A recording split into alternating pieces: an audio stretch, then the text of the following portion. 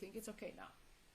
Good. So according to the fundamental theorem of calculus, I plug in 2, leave the constant outside. I plug in 2, and I get 8. Minus when I plug in 0, but I get 0. So this is 8/3. Exactly as expected. This was the hard way, with the limit of the Riemann sum, and this is with a definite integral. One other thing that I want to mention, a definite integral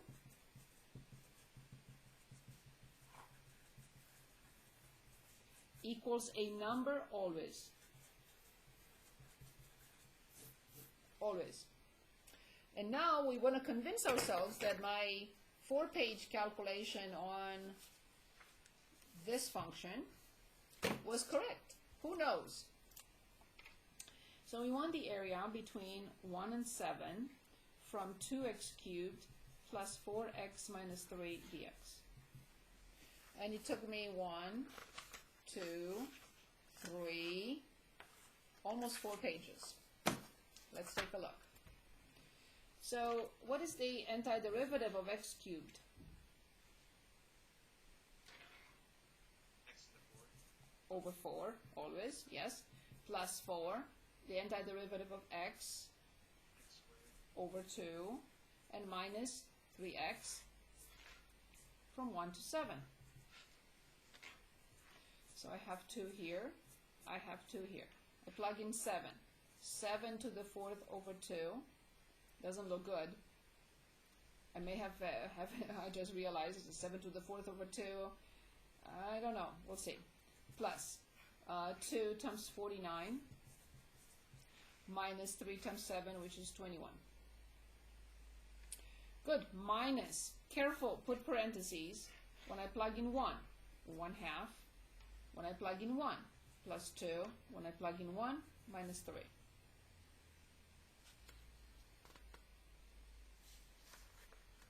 We continue. I'm on page 7. Okay. So, where's my calculator? What did I do with my calculator? Right here. So, what is 7 to the 4th power? 2401 divided by 2 plus, so this is 98 minus 21 minus 1 half. This is negative 1, so it's plus 1. Oh, I may get lucky here. So 2401 minus 1 is 2400, which is 1200. And plus 98 minus 21 is 77. And 1277. What did I get? Oh no!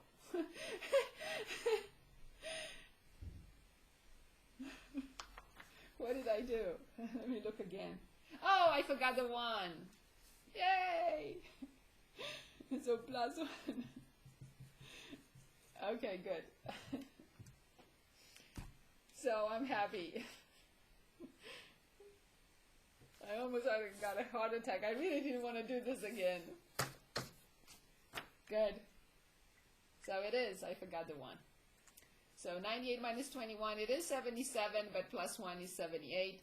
So that is the correct answer. So I'm hoping you're happy with this method of evaluating definite integrals, and I like to choose more examples. So they are,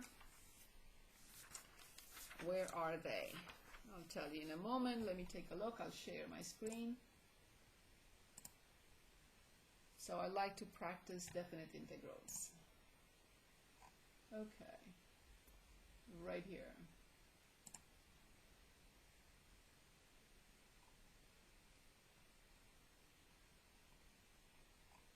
No, not part 1. I didn't present part 1. This is all on part 1. Not yet. Okay. Anything you like to choose from 25 through 54? Your choice. Anything. We want to practice finding definite integrals.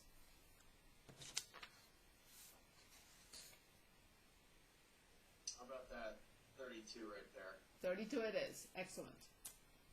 Let me copy it and I will stop sharing. The integral from 0 to 4. You said 32 and I'm copying something else, of course. 32, 1 to 3. So 1 to 3 from 1 over z squared plus 1 over z cubed dz. Perfect. Let me stop sharing. Here it is. Of course, I will rearrange everything. The integral from 1 to 3. This is z to negative 2. This is z to negative 3. dz.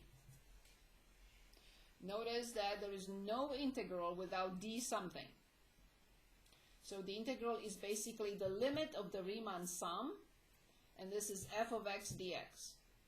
Base times height. Still the area, of course. So z to negative 2 plus 1 over negative 1 plus z to negative 3 plus 1 over negative 2 from 1 to 3. Now careful, we will plug in 3 carefully. You may want to simplify a little bit further. So let's say negative 1 over z minus 2 over z squared, if that's what you want, from 1 to 3.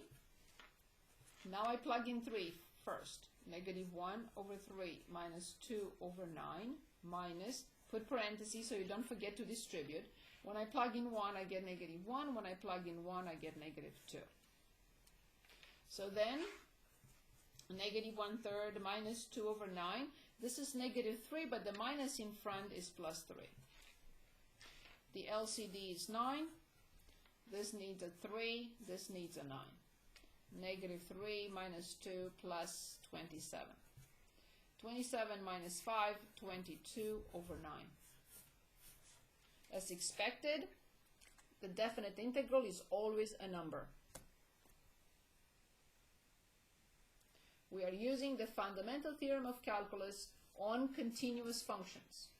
I should always, moving forward, always remind you, is this function continuous on 1, 3? Yes. This function is discontinuous at 0, and 0 is not in the interval. So you may get a question like, find the integral from negative 1 to 4 from 1 over x dx. And you will say, fundamental theorem of calculus does not apply because the function is not continuous on the interval negative 1, 4. Function not continuous on the given interval.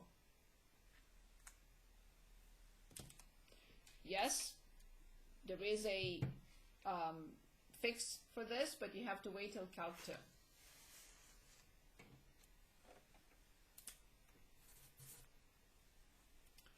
Okay, I'm sharing again. Anything else? I'd like us to practice a little bit more. So please choose 2 more functions. Any function, anything you want. Not yet 53 and 54 because I want to talk about the property. Definite integrals have a lot of properties, but I didn't get there yet. Can we do one with the square root? Yes. This one. Sure. Okay. This is another property, but let me write it since you're asking. I will write the property now. So let me write the integral from 5 to 5 from the square root of t squared plus sine t dt. And then I will make up a square something with this, like for example this. We're going to work on 37 in a minute. Okay. So this is one property of the definite integral. So if I have a function, that's the function, and I want to determine the area between 1 and 5, I know this is going to be a number. the function is positive, then it will be a positive number. But this function, this integral is asking us to determine the area under this graph, whatever, from 5 to 5.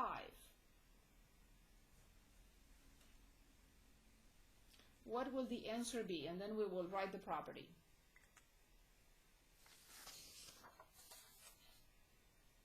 Is it 0? Exactly. So this is the property of definite integrals. One of them. The integral from a to a from f of x dx is 0. There is no area. It's just a vertical bar. Very good. Good question. Thank you. Okay, so let's look at 37. I'll copy it and then stop sharing. 1 to 4, 2 plus x squared over the square root of x dx. Okay, my first question to myself is this function continuous on 1, 4? Yes, absolutely, because the square root of x will be a problem with 0 or negative numbers. The function is continuous between 1 and 4. Of course, like before, with in other situations, of course, I'm going to separate into two fractions. 2 over the square root of x plus x squared over the square root of x dx. I will simplify as much as I possibly can the integral from 1 to 4. 2 times x to negative 1/2 plus x squared minus 1/2. So then, this is 2, x to negative 1/2 plus 1 over the exact same number plus 2 minus 1/2 is 3/2. So x to 3/2 plus 1 over 3/2 plus 1 for everyone to see what is going on here. So this is 3/2. I have to increase the power by 1 and divide by the exact same number. Parentheses from 1 to 4. I will clean it up before I plug in 4 and then 1. So I flip this, so I get 4. And this is the square root of x plus, this is 5 over 2 or 2 over 5 right now, and x to 5 over 2. From 1 to 4. I plug in 4. Let's see what happens. Square root of 4 is 2. 2 times 4 is 8. Plus 2/5 times the square root of 4 is 2. 2 to the 5th is 32. Careful now with minus. I prefer writing parentheses so I don't forget. Minus, parentheses. When I plug in 1, I get 4. Plus, when I plug in 1, I get 2/5. And I am on page 9. So then, 8 plus 64 over 5 minus 4 minus 2 over 5. 8 minus 4, 4. 64 minus 2, 62. 5 times 4, 20. 20 plus 62 over 5, 82 over 5.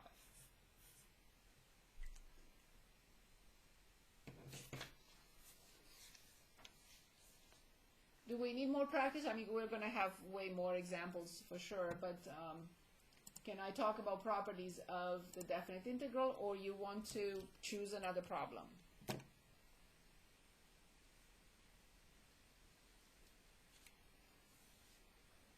Let's do one more. Yes, please. You want me to scroll up and down so you can look at all the others? To do one with a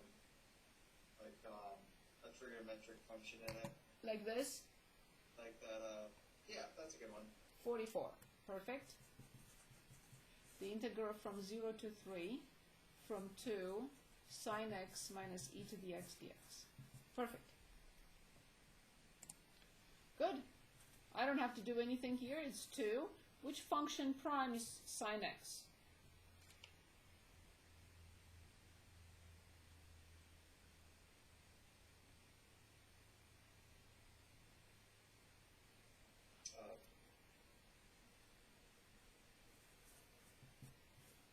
Negative cos. Mm-hmm. And minus e to the x, that's the nicest possible, 0 to 3. So when I plug in 3, negative 2 cosine 3 radians, of course, minus e to 3, minus, in parentheses. When I plug in 0, I get 1.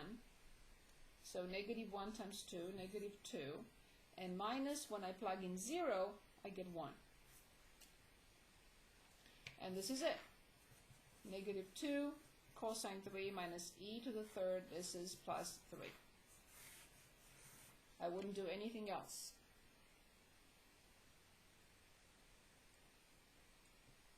Since you wanted to look at another trig, I have one here. So the integral from 0 to pi over 4 from secant theta, tangent theta, d theta. Okay, so which function prime is secant theta, tangent theta? Was that no, I don't remember. That's okay. Secant theta. Secant theta prime is secant tangent. So now I plug in pi over 4